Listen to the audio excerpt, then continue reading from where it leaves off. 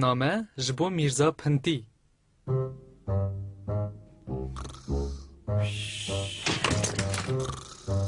میرزا پنتی دمالا هری گمار دا دجی. او تو جاری مالا خو ناشو و تو جاری باقش ناکه. نامه یک جبوته میرزا پنتی. سپاس میرزا پستوان. وی به میرزا پستوان وی دی همو کنجی خواه بشینه کنشوی. دعوتنامه زبود چای وخورنه از مالا گیری خانم بستینی برو باشه داوید دعوتنامه کار خواست سیره گیجی خانم دعوتنامهش میرزا پنتی را شاندیه. از چه ما استاد بشم؟ جبر کو او قص پنتیه که تو کس نخوازه وی دعوتی مالا خواه بکه. بگمان گیجی خانم خوشاش کریه. علی دوی از وستوالا نت مالاوی. هی پیشی خود نیره. میرزا ازو دست دستاندم یا هنک ما از خوبا به چما تو دزانی دوی از بلزینم گیجه خانم ها پچوک از دعوتی چای کرمه. تقاسی خواسته ازی دعوتی کریمه تو دزانی دوار سوار ببه ایدی درنگه. ماشین آتا چه خواسته که علی اره من اول هفته کی دقیقه کری. که بسکنه لبک توز لسر جامی دایه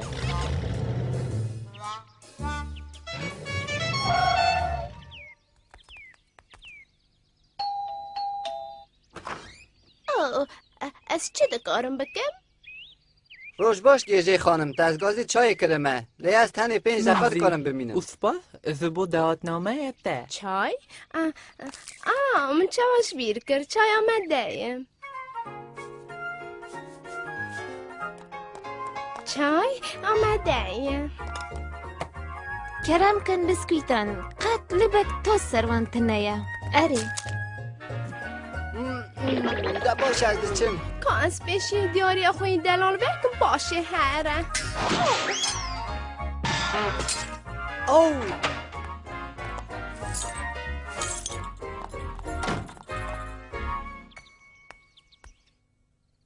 اوچ چه گرمه. تو باوری اوی از این آشیر چه بخم اوان هست که اوهان نرمه اوهان نرمه اوی ببودین آو خواست آلیکایتا بکم نه از هر مال اول خوکم تو چی ناری خانم؟ به خودی دوی از هر مخانی پاکش کن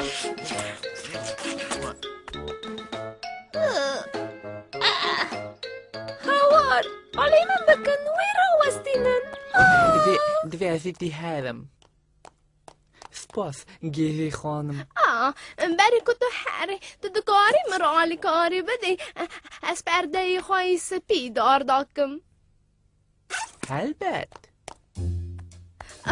شکرم خورا دکاری مرا پرده اون بدی البت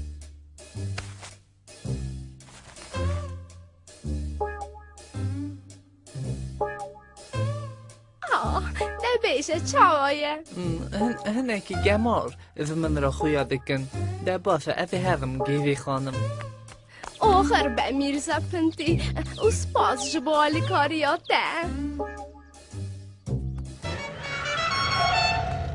یوهو میرزا لازو